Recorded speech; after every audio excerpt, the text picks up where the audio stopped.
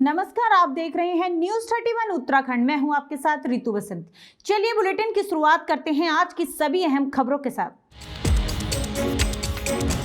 सरकारी अस्पतालों में खुले जन औषधि केंद्रों में पिछले लंबे समय से दवाइयों की भारी कमी व वित्तीय अनियमितताओं का मामला हाई कोर्ट पहुंच गया है। मामले में दायर याचिका पर सुनवाई करते हुए आज कोर्ट ने सचिव औषधि भारत सरकार, औषधि ब्यूरो भारत सरकार, स्वास्थ्य सचिव उत्तराखंड, जिला रेड क्रॉस सोसाइटी नैनीताल व राज्य रेड क्रॉस सोसाइटी को नोटिस जारी कर 21 दिनों के भीतर विस्तृत जवाब मांगने के साथ ही कोर्ट ने पूछा है किन वजहों से जन औषधि केंद्रों में दवाइयां नहीं आ रही हैं।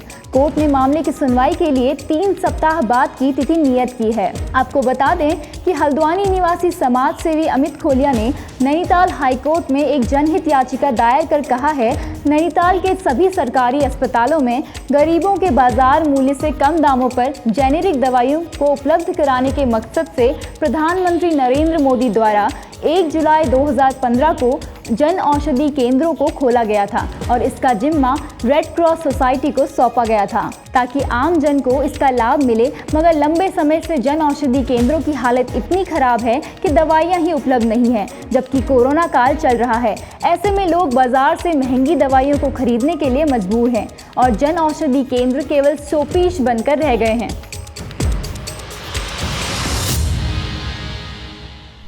सरकारी अस्पतालों में जो जन औषधि केंद्र संचालित हैं, जिनमें 90% चीपर जेनरिक मेडिसिन डिस्ट्रीब्यूट करने के लिए केंद्र सरकार की स्कीम है, तो नैनीताल जिले में उनकी बदहाली के संबंध में और पिछले 8 महीनों से उनमें कोई दवाई नहीं मंगाई जा रही और जो उसकी संचालन करने वाली रेड क्रॉस एजेंसी है डिस्ट्रिक्ट ब्रांच, उसके द्वारा कई अनियमितताएं बरती गई हैं, जिस पर आज ऑनरेबल कोर्ट ने सुनवाई करते हुए केंद्र सरकार के फार्मास्यूटिकल डिपार्टमेंट को और ब्यूरो ऑफ फार्मा और राज्य सरकार के मेडिकल एंड हेल्थ डिपार्टमेंट और रेड क्रॉस सोसाइटी को नोटिस जारी किया है और 3 सप्ताह में विस्तृत जवाब दाखिल करने के लिए कहा है।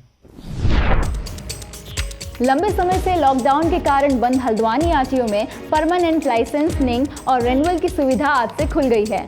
आरटीओ संजीव वर्मा ने कहा कि ऑफिस में आने की सीमा तय की गई है और गेट पर सोशल डिस्टेंसिंग, सैनिटाइजिंग और थर्मल स्क्रीनिंग के पूरे एहतियात बरतने के बाद ही अंदर आने की अनुमति दी जा रही है। इस मामले में विस्तृत जानकारी देते हुए उन्होंने बताया कि हालांकि आरटीओ काफ़ी दिनों पहले खुल चुका था, पर केवल चालान और नए रजिस्ट्रेशन का काम चालू था। पर आज से आरटीओ में चालान और नए रजिस्ट्रेशन के साथ परमानेंट लाइसेंस और रेन्युअल का काम कराया जा सकता है। वहीं चूंकि सरकार ने सभी वाहनों की फिटनेस की अवधि 30 सितंबर तक बढ़ाई है, तो फिटनेस को छोड़ पीआर के सभी काम किए जाएंगे। आरटीओ ऑफिस तो बहुत समय से खुल रहा था और लेकिन कुछ ही काम हो रहे थे, जैसे यहाँ चालान भुगतने का कार्य हो रहा था, नए रजिस्ट्रेशन का कार्य हो रहा था। लेकिन अब वर्तमान में हमारे द्वारा जो है वो लाइसेंस और टीआर से संबंधित काम भी आरंभ कर दिए गए हैं। लाइसेंस में अभी हम लोग परमानेंट लाइसेंस बना रहे हैं और रिन्यूअल कर रहे हैं लाइसेंस के, और टीआर में सभी काम हमने शुरू कर दिए हैं, एक फिटनेस को छोड़ करके, क्योंकि फिटनेस की जो वैलिडिटी है वो भारत सरकार ने सभी वाहनों की 30 सितंबर तक बढ़ा दी है और हम लोगों ने ऑफिस में आने वालों के लिए एक सीमा तय की है, जिसके तहत ही हम लोग कार्यालय में उनको आने दे रहे हैं और मेन गेट पर हमने एंट्री पॉइंट पर उसको थर्मल स्कैनिंग कर रहे हैं और सैनिटाइजिंग कर रहे हैं लोगों की, उसके बाद ही प्रवेश दिया जा रहा है। सर, वाहन स्वामी का कहना है कि सरकार के द्वारा हमको कोई छूट नहीं जा रही, जबकि वाहन 3 महीने से खड़े थे, उसके बाद इंश्योरेंस या पेपरों में, टैक्स में कोई छूट भी दी जा रही है। नहीं, सभी यात्री वाहनों का जो कर है वो सार्वजनिक सेवायान का कर उत्तराखंड सरकार ने 3 माह का माफ़ कर दिया है और जो माल वाहन है उन वाहनों के कर की शास्ति को सरकार ने छूट प्रदान की। नहीं, ऐसा अगर कोई हमारे कार्यालय में ऐसी कोई समस्या किसी व्यक्ति की आती है तो मैं स्वयं कार्यालय में हमेशा उपस्थित रहता हूँ, हमारे आरटीओ साहब भी कार्यालय में उपस्थित रहते हैं, सभी लोग कार्यालय में देखते हैं अगर किसी को कोई समस्या आती है और हमारे पास कोई आता है व्यक्ति, और पूछताछ काउंटर भी हमने बना रखा है, किसी की कोई समस्या आती है तो हम उसको तुरंत दूर करने का प्रयास करते हैं।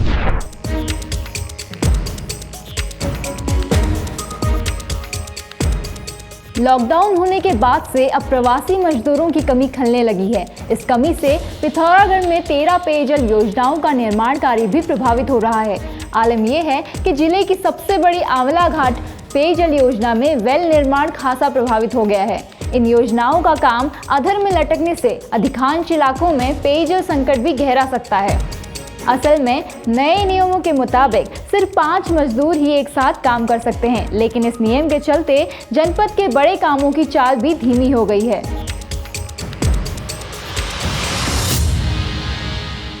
और अन्य हमारी करीब 14 अन्य पेयजल योजनाएं भी काफ़ी धीमी गति से चल रही हैं।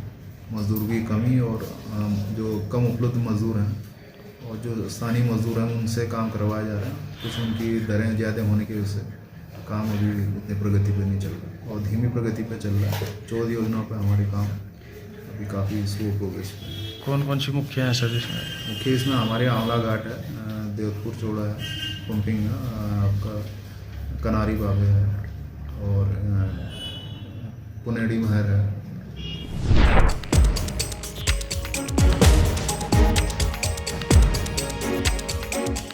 नैनीताल मल्लीताल के बड़ा बाजार में बारिश से 60 वर्ष पुरानी प्रताप रेस्टोरेंट का लेंटर टूटने का मामला सामने आ रहा है।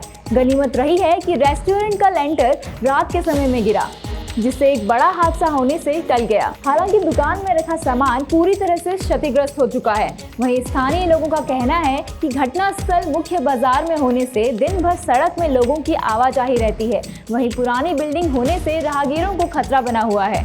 रेस्टोरेंट स्वामी प्रताप सिंह का कहना है उनकी दुकान से 2 परिवारों का भरण पोषण होता है और दुकान में रखा 2 लाख का सामान बर्बाद हो गया है।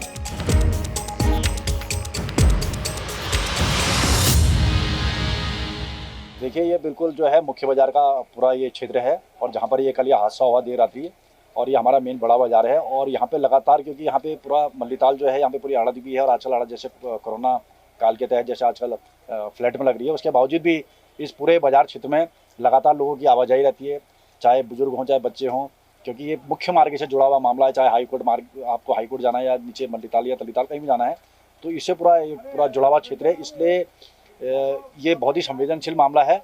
इसलिए हमारा निवेदन भी है शासन प्रशासन की यथाशीघ्र इस मामले में कार्रवाई करने की कृपा करें। ये मैं जब सुबह 5:30 बजे आया दुकान को, तब मुझे पता चला।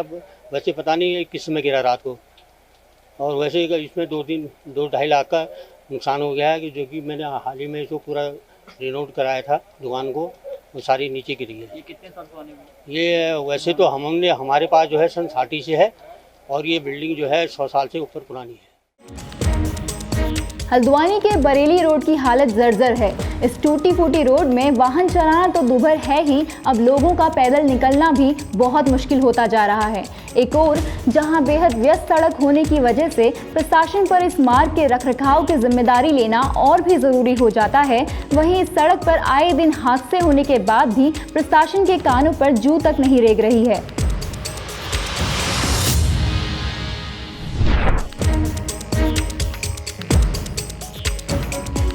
चीन के साथ जारी विवाद के बीच कांग्रेस से राज्यसभा सांसद प्रदीप टंटा ने बॉर्डर इलाकों में कनेक्टिविटी का मुद्दा उठाया है। सांसद का कहना है कि यूपीए के दौर में टनकपुर जौलजीबी सड़क को हरी झंडी मिली थी, लेकिन बीते 7 सालों में इस रोड में कोई काम नहीं हो पाया है, जबकि सामरिक महत्व की इस सड़क के बनने से लिपुलेख तक की दूरी 100 किलोमीटर कम हो जाएगी। साथ ही सांसद ने टनकपुर बागेश्वर और टनकपुर जौलजीबी रेल लाइन को भी जल्द बनाने की मांग की है, ताकि सामरिक नजरिए से महत्वपूर्ण सीमांत क्षेत्र को बेहतर कनेक्टिविटी मिल सके।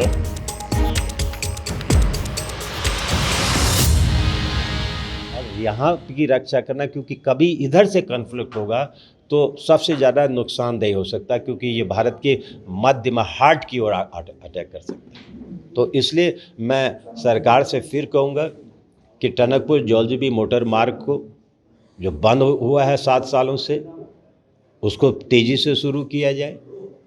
पिथौरागढ़ से गुंजी तक की इस रोड को भी ऑल वेदर रोड का हिस्सा बनाया जाए, जो बहुत ही स्नेल गति से आगे बढ़ रही है। बीआरओ की कार्यप्रणाली प्रश्नात्मक है। रेल के जो मार्ग है उसको टनकपुर जौलजीबी और टनकपुर बागेश्वर उस पर काम हो, और जौलजीबी से आगे तक, धारचूला से आगे तक भी इसको कहते हैं बढ़ाने की, जहाँ तक अब संभव हो उसको आगे बढ़ा जाए। और आज की स्थिति में तो जो जिस तरह की सीमा की स्थिति बन गई उसका बहुत महत्वपूर्ण है। और उसी तरह से हवाई सेवा के विस्तार के नैनीसैण जो हमारा हवाई अड्डा बना था, जो सामरिक रूप से भी महत्वपूर्ण था, उसको सुचारू रूप से संचालन करने के लिए सरकार को, भारत सरकार को एक तो नागरिक सेवाओं के लिए उड़ान का हिस्सा बनाया जाना चाहिए और सामरिक सेवाओं को ध्यान में रखते हुए इसका विस्तार किया जाना चाहिए। उधम सिंह नगर जनपद में कोरोना पॉजिटिव मरीजों का आंकड़ा 350 के पार पहुंच चुका है। जनपद में लगातार कोरोना के आंकड़े बढ़ते ही जा रहे हैं। अगर कल के 25 कोरोना मरीजों को जोड़ा जाए तो कोरोना मरीजों की संख्या 353 हो जाती है। तो वहीं जिला स्वास्थ्य विभाग की माने तो अब तक 204 कोरोना मरीज ठीक होकर अपने घरों को जा चुके हैं।